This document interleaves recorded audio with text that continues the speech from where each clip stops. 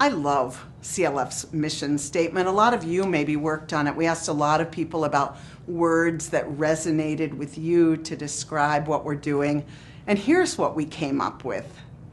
The mission of CLF is to build a global spiritual community rooted in profound love that cultivates wonder, imagination, and the courage to act for justice.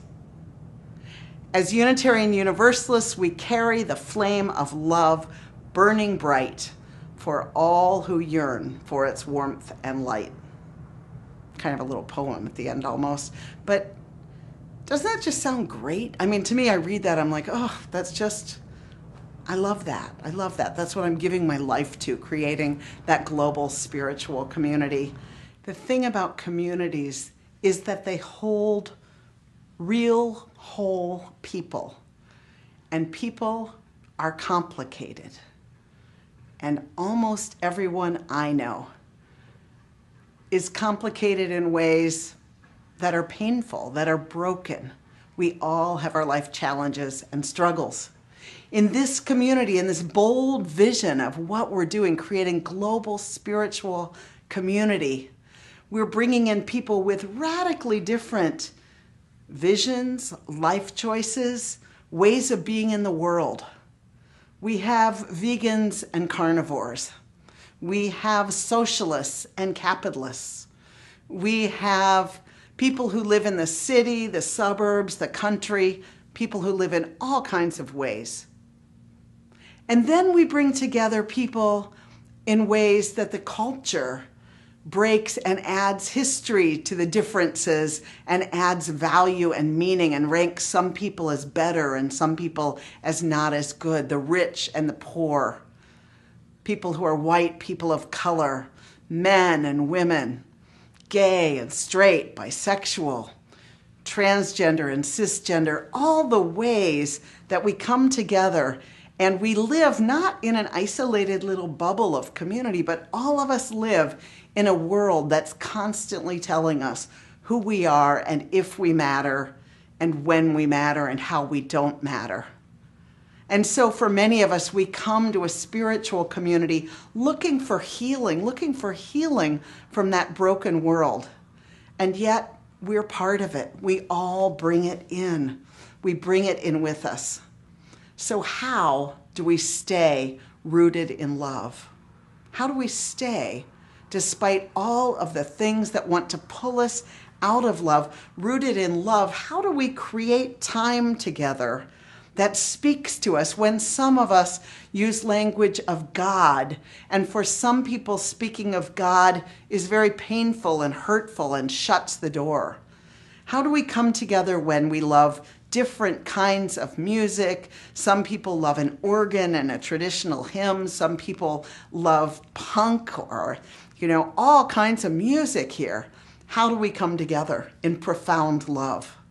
How do we cultivate wonder, imagination, and the courage to act for justice? Well, that's our challenge together. And it's not just a challenge for those of us on this side of the camera. It's not just a challenge for those of us with Reverend in front of our names or who are on staff of the CLF. This, if we're going to be a community, has to be a challenge for every single person.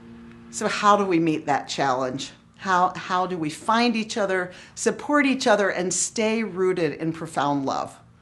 I'll give you 3 thoughts that I have about living in community as a spiritual practice, which I believe that it is. Being in a community and staying there is a spiritual practice.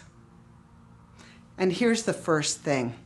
Accept right off the bat, things and people are going to bug you. Just accept that, expect that, and don't feel like they're standing between you and being in the community.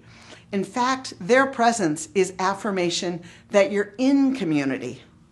If you're in a network of people who love to knit, you may not get to your political differences. If you're in a network of people who like to eat organic watermelons, networks are thin bands where we get together with people based on something that we share with them. an activity we like to do, even an identity, but they're a network. A community is for whole people, whole complicated people, whole people, some of whom are going to drive you and me and everyone else crazy. Why? Because we're human, because we're not perfect, because the radical love that we can embody is not the radical love of an all-loving God or an all-accepting parent or somebody who lives each moment free of judgment. That's who we aspire to be. Maybe the Dalai Lama can do that. I don't know. Maybe he loves every single person he meets. For most of us, though, we can accept and expect right off the bat not to feel liking for everyone, but we can still stay grounded in the love, in the knowledge that while we may be annoyed, while what they're doing might drive us crazy, and I don't mean superficial things, I mean really profoundly get on our nerves, profoundly upset us, still we can hold that we are together with the shared purpose of building a community that cultivates wonder, imagination, and the courage to act for justice. That's what we're doing here. So that's my first tip. Just get over it, the expectation that people won't get on your nerves. There's a story told, I don't know if it's urban legend, but it's told about the Russian mystic Gurdjieff, who gathered a community around him, and it was a community where people lived together. And there was one guy in the community that drove everybody crazy. No one could stand the guy. He was argumentative, he was just deeply annoying.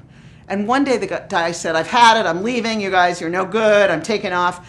And everyone behind the door was like, yay, finally he's leaving. And Gurdjieff, the master, goes running down the street and says, I'll pay you to come back.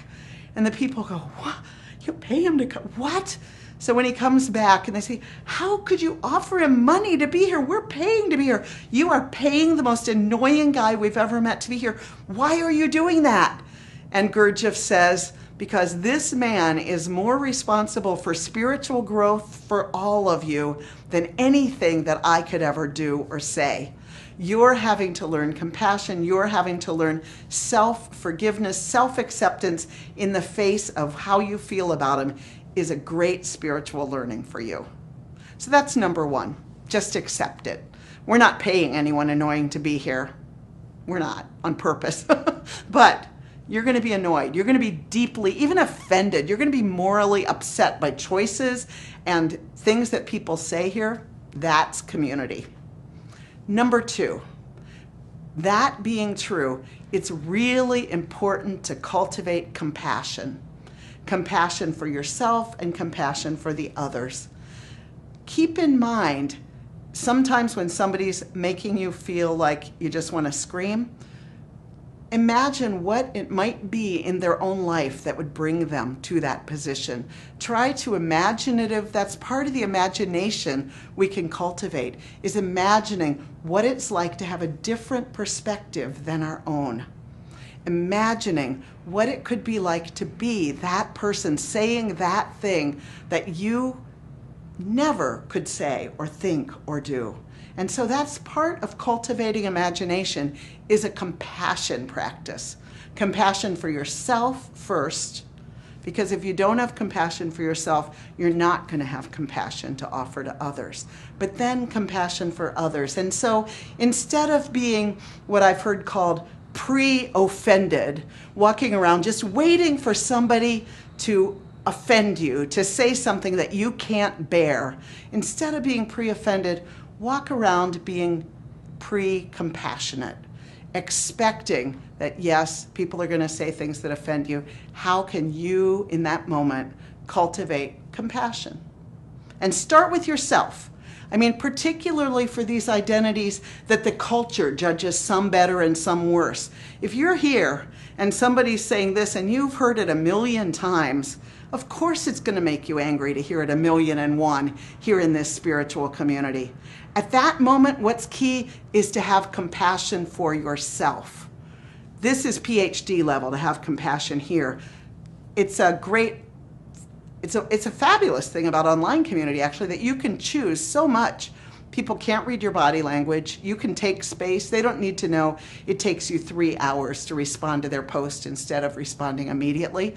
Take time to offer yourself loving compassion, to say to yourself, to reground yourself with people who can affirm your own well-being.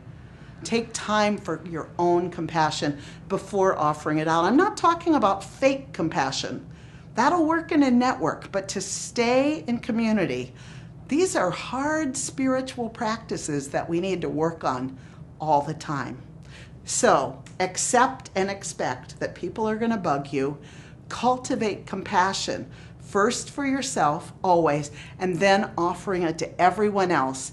Use what they do to spark your compassionate imagination to think about how things might look from their perspective. And finally, ask for forgiveness. Acknowledge when you make a mistake. We all do it. We're all going to hurt people. And so if we want to be in community, listening to people who tell us that we've hurt them and offering our own sincere regret that we hurt them, even if we think what I said was right, that really doesn't matter in community. What matters is they know that we heard them and we're genuinely sorry to have hurt somebody.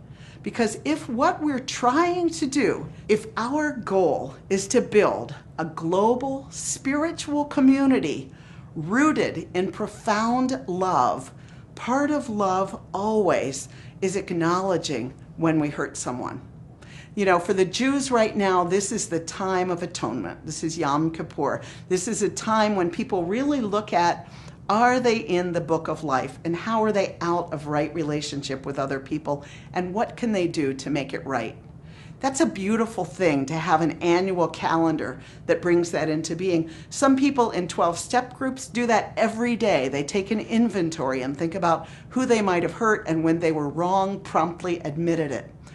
Every spiritual practice that's going to keep you in community is going to be rooted in a profound sense that in our own imperfection, we're going to hurt people, and that we need to take responsibility for that.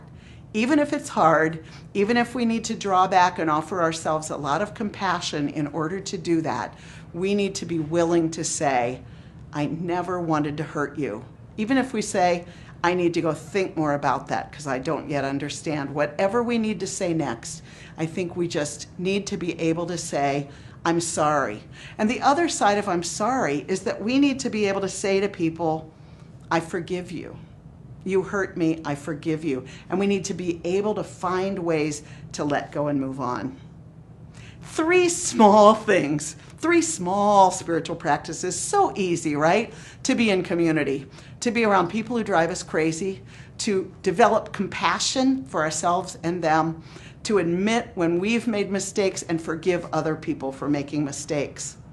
This is a lifelong work. Obviously, none of us will do it perfectly, but this is what our mission calls us to do every day, over and over. This is no small thing. This mission we've taken, this community we've committed to building together, and I'm so glad that you are part of it.